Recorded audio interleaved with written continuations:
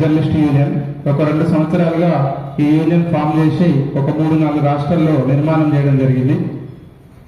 కాబట్టి ఈ round table సమావేశానికి మాకు ఆహ్వానించినందుకు మీ అందరికీ ధన్యవాదాలు తెలియజేస్తున్నాం. ముందుగా 52 జీవోను రద్దు చేయాలనేది ప్రధానమైన డిమాండ్. ఇప్పటి వరకు అన్నగారు మాట్లాడినట్టు ఒక సంస్థ RNI లైసెన్స్ గవర్నమెంట్ దగ్గరే తీసుకుంటున్నాం, మనం అది సెంట్రల్ గవర్నమెంట్ తీసుకుంటున్నాం.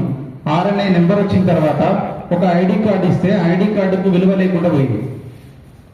ఒక శాటిలైట్ ఛానల్ కావచ్చు, కేబుల్ ఛానల్ కావచ్చు, బ్రాడ్కాస్టింగ్ లైసెన్స్ తీసుకొని గవర్నమెంట్ దగ్గర దానికి కావాల్సిన డబ్బులు పే చేసి అన్ని చేసినటువంటి సంస్థ ఒక ఐడి కార్డు ఇస్తే దానికి కూడా విలువ లేదు. రెండోది ప్రధానమైనది ఏంటంటే మనలో ఐక్యత లేదు. జర్నలిస్టుల్లో మనలో హిగోస్ ఉన్నాయి. సీనియారిటీ, సీనియర్స్, జూనియర్స్ గౌరవిద్దాం, సీనియర్స్ని గౌరవిద్దాం. కానీ కొత్తగా వచ్చిన జర్నలిస్టులను కలుపుకుపోదాం. నీ లోగో తీసేయి, నువ్వు ఏం వార్త రాస్తావు, నీకేం తెలివి ఉంది, నువ్వు జర్నలిజం ఎక్కడ చేసినావు, నువ్వు పిహెచ్డి, అందరు పిహెచ్డి చేయరండి. అందరు జర్నలిస్టులు చదువుకున్న వాళ్ళు లేరు. చదువుకోని వాళ్ళు కూడా జర్నలిజంలో ఎంతో మంది ఉన్న వాళ్ళు ఉన్నారు. అక్షర జ్ఞానం ఉండి, సమాజం మీద అవగాహన ఉండి, ప్రజల కోసం ప్రశ్నించే గొంతుగా ఉంటే ఎవరైనా జర్నలిస్ట్ అని మనమే చెప్తున్నాం. జర్నలిస్ట్ అనేవాడు సోషల్ సర్వీస్ చేస్తున్నాడు. ఎక్కడ జీతాలు లేవు, ఎక్కడ ప్రమాదం జరుగుతుందో, ఎక్కడ దాడి జరుగుతుందో, ఎప్పుడు ఎవరేం చేస్తారో కూడా తెలియనటువంటి అనేకమైనటువంటి విషయాలను స్వీకరించి అటు ప్రజలకు ఇటు ప్రభుత్వానికి మధ్యన ఉండి సారథిగా పనిచేస్తున్నటువంటి ఒక సైనికుడే జర్నలిస్టు. ఇది మనందరం మర్చిపోతున్నాం. గవర్నమెంట్ తన ప్రయోజనాలకు ఇస్తున్నటువంటి అక్రిడేషన్ కార్డు, మన ప్రయోజనం చెబుతూ తన ప్రయోజనం కోసం ఇస్తున్న అక్రిడేషన్ కార్డు. ఈ అక్రిడేషన్ కార్డు, ఐడి కార్డుకు లింక్ పెట్టి ఈ రోజు లక్షల మంది జర్నలిస్టులుగా ఉంది.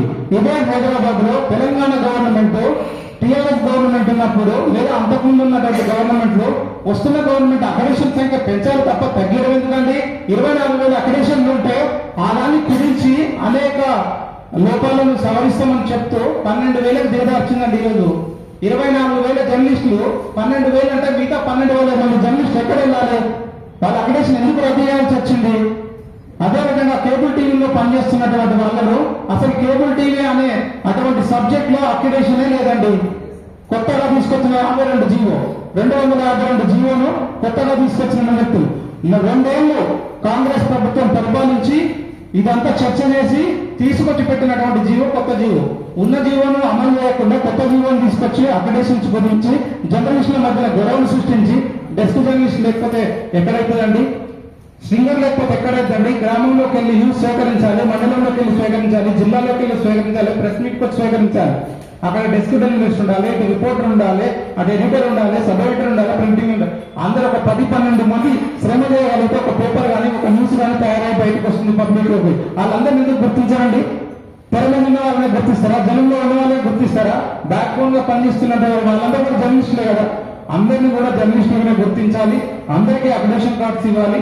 ఆ అక్రిడేషన్ కార్డు ద్వారా వచ్చే బెనిఫిట్స్ ఏవైతున్నాయో ప్రతి ఒక్కరికి అక్రిడేషన్ కార్డు ఉన్నా లేకున్నా ప్రతి సంస్థ నుంచి ఇచ్చే ఐడి కార్డు జర్నలిస్టులందరికీ ఆ యొక్క పథకాలు వర్తించే విధంగా గవర్నమెంట్ కొత్త జీవోని తీసుకురావాలని మన జర్నలిస్ట్ సంఘాలందరూ ఐక్యంగా ఒక డిమాండ్ తీసుకెళ్లాల్సిన బాధ్యత మనందరిపైన ఉంది. మీ అందరిలో నేను చిన్నవాడిని. మేము కూడా ఒక ఛానల్ నడిపిస్తున్నాము. ఒక 5 ఏళ్ళు అవుతున్నది. అంతకుముందు ప్రింట్ మీడియా పేపర్లలో పనిచేసాం, ఇప్పుడు ఎలక్ట్రానిక్ మీడియాలో పనిచేస్తున్నాము. అంటే పెద్దవాళ్ళు ఏమైనా తప్పులు ఉంటే కూడా క్షమించండి. మీరు తీసుకునే ప్రతి కార్యక్రమంలో మా డెమోక్రటిక్ జర్నలిస్ట్ యూనియన్ మీతో పాటు చేయగలిపి ప్రయాణం చేయడానికి సిద్ధంగా ఉన్నామని తెలియజేస్తున్నాను.